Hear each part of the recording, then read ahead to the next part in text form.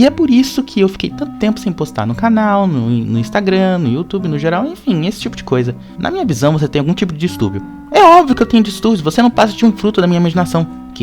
Enfim, agora eu vou explicar em detalhes sobre o negócio que eu achei no chão hoje em casa. E eu vou voltar a fazer o que eu tava fazendo. Ok, então parece que só sobrou a gente, né? Vamos conversar um pouco sobre um negócio... parece que a gente vai ter que trabalhar com isso. Nesse cenário. Tá meio vazio aqui, né?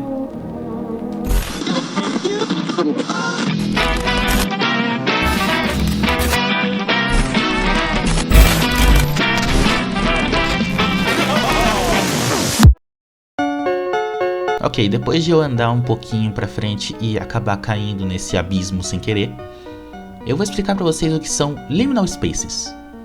Liminal Spaces são locais geralmente fotografados que de algum jeito fazem as pessoas sentirem um desconforto, ou às vezes até nostalgia. É um tipo de conforto desconfortante. Sim, eu acabei de inventar isso. São lugares que geralmente deveria ter pelo menos alguém, ou algum sinal de que você não tá sozinho. Essa é a principal premissa por trás da primeira versão das Backrooms.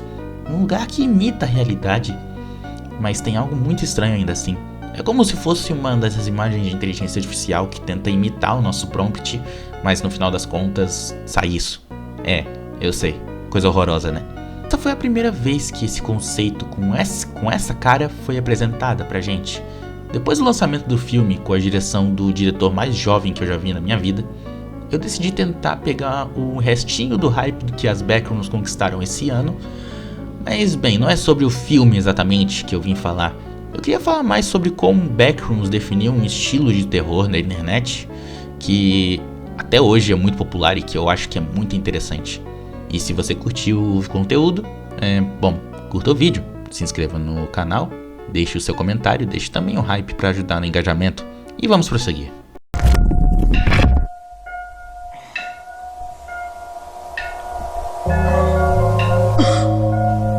Uma coisa bastante interessante é que a internet no geral, pra muita gente representa memes, piadas e muita coisa estranha. Mas pra mim representa a solidão.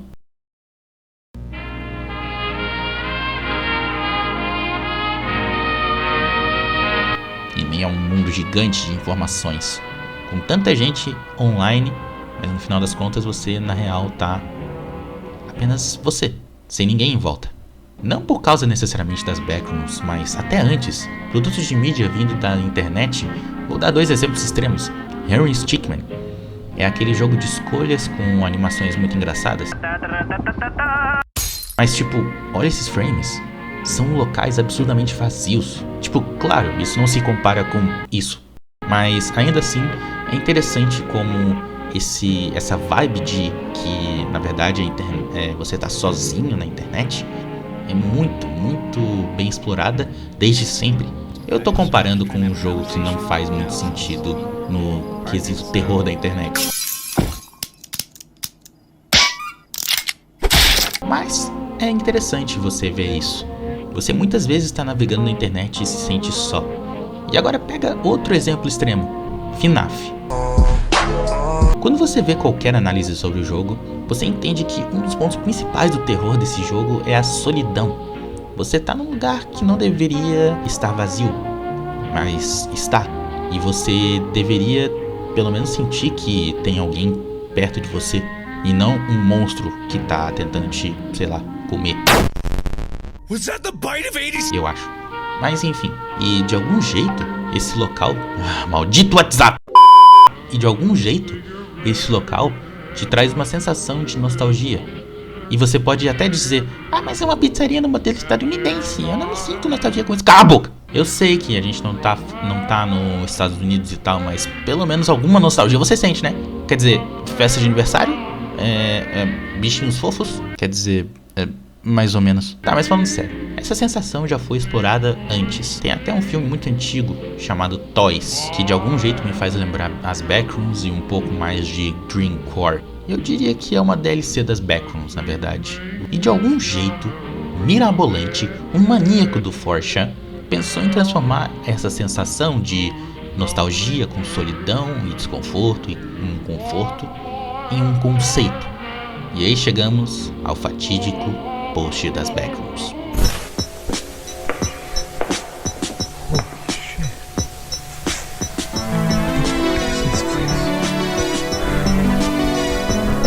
A imagem em questão é essa aí. O mais curioso é que, fazendo umas pesquisas, eu descobri que a imagem em si foi uma foto retirada em 2002 em uma loja de móveis, paralelo com o filme, em uma unidade em Hobbitown durante uma reforma. Por isso que muitas das coisas que as pessoas discutiam na época do 4chan, sobre não fazer sentido a mistura de padrões de papel de parede, ou sobre o lugar estar totalmente vazio, não faziam sentido nenhum. Agora há pouco eu falei sobre o 4chan, e isso é um tópico muito importante, porque em um tópico anônimo, em uma postagem anônima, um usuário pediu por imagens inquietantes que parecem erradas. Nessa brincadeira surgiu a foto. O usuário respondeu a imagem com um conceito de no clip, que na tradução literal fica não clipe. Não explica nada, mas resumindo bem, seria atravessar a realidade por falhas no mundo físico.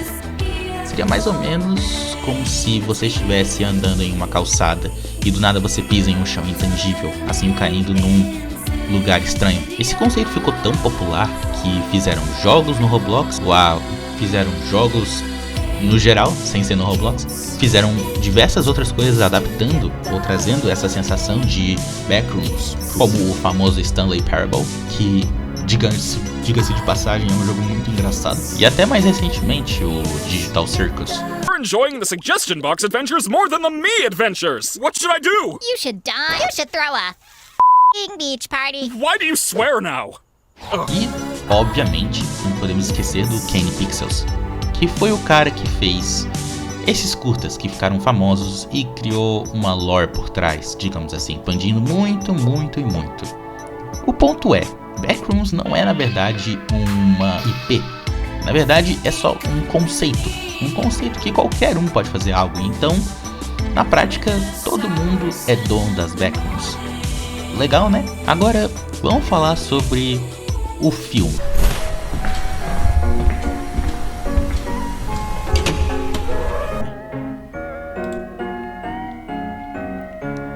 Eu acho esse um tópico interessante, porque eu tava numa fase da vida quando eu vi o filme que eu tava bastante só.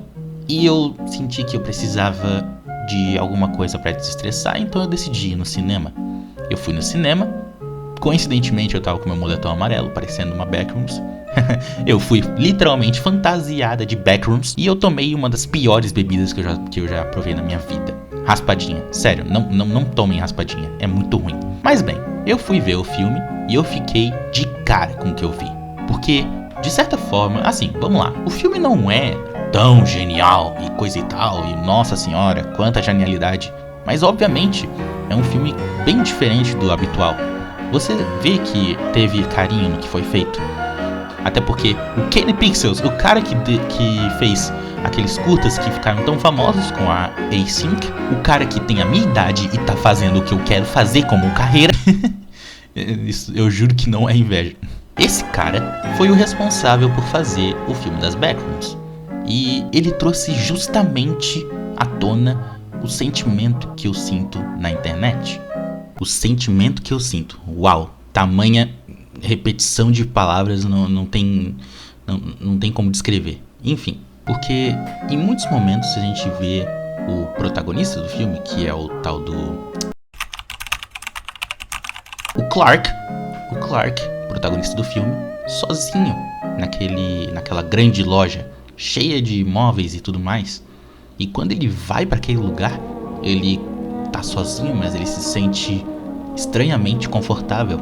Tanto que é por isso que no final do filme acontece aquela cena, aquela fatídica cena. Ele se sente tão confortável ali que ele não quer sair. É como eu sinto quando eu tô na internet. É um lugar tão confortável, mas tão solitário ao mesmo tempo. E que gera bastante desconforto confortante. Nossa, eu tô usando bastante esse termo, não é? E também tem a questão da psicóloga que... Ok, eu não entendi muito bem na real, mas enfim. A parte da psicóloga eu não saquei muito, mas tipo... Eu sinto que é mais como se fosse uma pessoa que tenta ajudar o Clark a sair daquele vazio que ele sente todo o tempo, 24 horas por dia, porque ele perdeu a esposa. Mas na verdade, no final das contas, eu inclusive, olha só, vou fugir completamente do assunto, mas tem um canal que eu gosto muito, o Quadrinhos na Sarjeta, que ele fez um vídeo falando sobre Digital Circus. E ele falou que, no final das contas, a internet, todo mundo é babaca porque não tem por que se preocupar. E, bom, de certo modo, o Clark não tem por que se preocupar porque ele tá sozinho, não tem quem ofender, não tem nada pra fazer. Ele só pode ofender a si mesmo, ele só pode fazer algo por ele mesmo, mas ele não faz. E quando tem alguém querendo ajudar, ele simplesmente rejeita. Ele rejeita e fala que a pessoa tá errada, porque a pessoa não concorda com ele e não valida os sentimentos dele. Só que não é verdade. A verdade é que ele está sim sendo validado, ele está sim tentando ser compreendido, mas não dá. Por quê? Porque ele não aceita que ele é babaca. E eu acho que isso é uma das coisas que vem acontecendo bastante na internet. Todo mundo ser babaca com todo mundo e parece que, no final das contas, nada tem consequências. Eu acho que é uma coisa interessante que vale a pena a gente debater. E é muito legal ver que esse sentimento de solidão respingou em outras obras, como jogos, filmes e séries e, enfim, de tudo. E eu vou falar mais sobre essas estéticas em algum momento aqui no canal, mas eu acho interessante que a gente tenha esse debate porque dentro da internet tem se criado bastante uma cultura de cada um por si, todo mundo vai julgar você, não importa o que você faça, e você tem que ser babaca para se defender de outros babacas e, enfim, isso é uma coisa bastante perturbadora. E é uma coisa que me faz ter um pouco de medo de estar na internet, sabe? Como uma pessoa, no geral.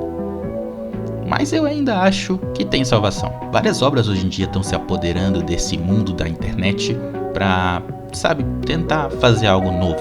Até porque é um território relativamente novo. Creepypastas estão sendo utilizadas pra fazer filmes agora. Ok, não literalmente agora, mas você entendeu. As pessoas estão se utilizando desses conceitos porque realmente são conceitos interessantes e conceitos que valem, que geram discussão. E eu acho muito legal que o terror, principalmente dentro da internet, é tão único e tão específico. É um sentimento muito diferente que pode ou não gerar conforto na pessoa e pode gerar às vezes as duas coisas, os dois opostos, o conforto e o desconforto. É muito, muito legal que a gente tenha esse tipo de obra sendo criada, porque gera variedade e faz com que as pessoas reflitam mais. São obras que geralmente fazem a gente refletir mais. Tem uma coisa que as backrooms, num contexto de terror, sempre me ensinou. É que não importa pelo que você esteja passando, o quão sozinho você se sinta, você não tá sozinho de verdade.